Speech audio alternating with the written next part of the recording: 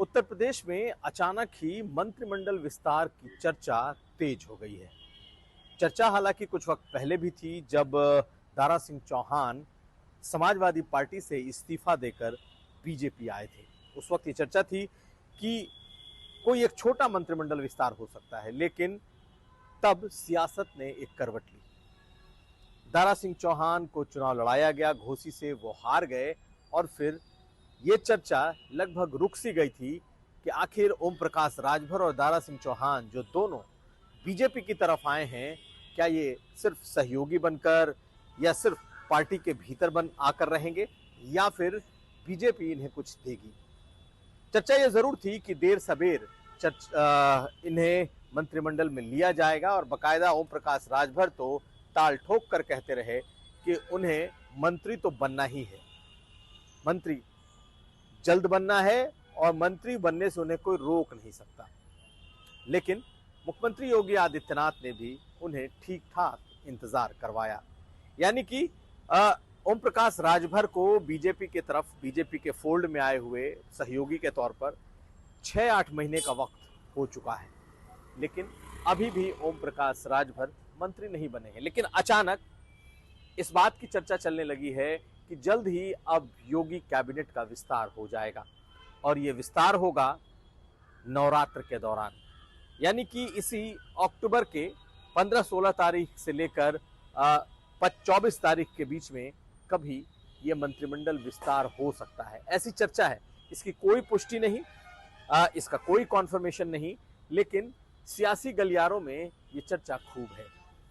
बहुत सारे ऐसे लोग जिन्हें मंत्री बनना है या जो इस कतार में है, इस उम्मीद में है कि उन्हें भी मंत्री बनाया जाएगा, उनकी भी बाँछें इस वक्त खिली हुई हैं और उन्हें लगता है कि इन दो लोगों के बहाने एक मंत्रिमंडल विस्तार होगा और ऐसे में कई ऐसे चेहरे जो छूट गए ऐसे लोग दोबारा से मंत्रिमंडल में जगह पा सकते हैं। अभी भी तकरीबन 7 लोगों की जगह खाली है और जो पार्टी के अंदरूनी सूत्र बता रहे हैं उसके मुताबिक इस मंत्रिमंडल में 2 जो बाहर से आए हुए लोग हैं, यानी कि जैसे ओम प्रकाश राजभर जो कि सहयोगी के तौर पर आए हैं 2022 चुनाव के बाद, इसके पहले सपा के साथ थे, उन्हें, और साथ साथ दारा सिंह चौहान जिन्हें समाजवादी पार्टी से बीजेपी में लाया है बीजेपी ने, हालांकि वो चुनाव हार गए। इन दोनों को मंत्री बनाया जाएगा, कैबिनेट मंत्री होंगे। लेकिन कई और चेहरे हैं जिन्हें जो माना जा रहा है कि योगी मंत्रिमंडल में कभी मुख्यमंत्री योगी आदित्यनाथ के करीबी रहे, लेकिन इस बार उन्हें जगह नहीं मिली।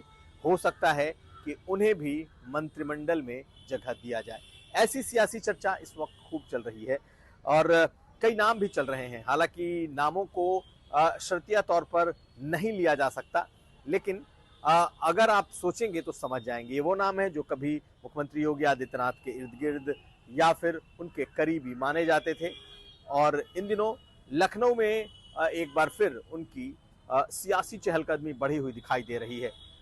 तो माना यह जा रहा है कि इन दोनों के बहाने मुख्यमंत्री योगी आदित्यनाथ के इस मंत्रिमंडल में कई और ऐसे चेहरे आ सकते हैं जो मुख्यमंत्री के विश्वास पात्र हों, ऐसी चर्चा है। अब देखना यह है कि क्या सचमुच ये मंत्रिमंडल विस्तार क्या इस वक्त होता है या नहीं, पूरी संभावना है। दूसरी तरफ 2024 को लेकर के इस मंत्रिमंडल विस्तार के बारे में ये कहा जा रहा है कि इस मंत्रिमंडल विस्तार से 2024 को साधने की तैयारी होगी। ओबीसी, ईबीसी, दलित ऐसे चेहरों को इसमें और जगह दी जा सकती है। साथ साथ ऐसे कई चेहरे जो इस वक्त मंत्रिमंडल में हैं, जिन्हें 2024 का चुनाव लड़ना है, हो सकता है उसमें से कुछ लोगों को मंत्रिमंडल से मुक्त किया जाए ताकि वो 2024 की तैयारी में जुट सकें।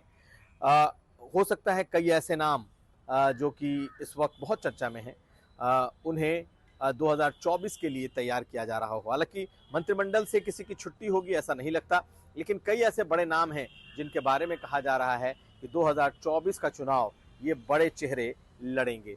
इसमें जितिन प्रसाद का एक नाम है, कहा जा रहा है कि 2024 में चुनाव लड़ेंगे। असीम अरुण, जयवीर सिंह, ये तमाम ऐसे नाम हैं जिनके बारे में चर्चा है कि इन्हें 2024 का चुनाव लड़ाया जा सकता है। हालांकि अलग अलग स्थानों को लेकर, अलग अलग लोकसभा क्षेत्रों को लेकर चर्चा है, लेकिन नजर इस बात पर जरूर बनी रहेगी कि ये सियासी डेवलपमेंट, ये जो पॉलिटिकल डेवलपमेंट है, इस ये क्या कहानी बयां करता है। कुमार अभिषेक, चुनाव आज तक।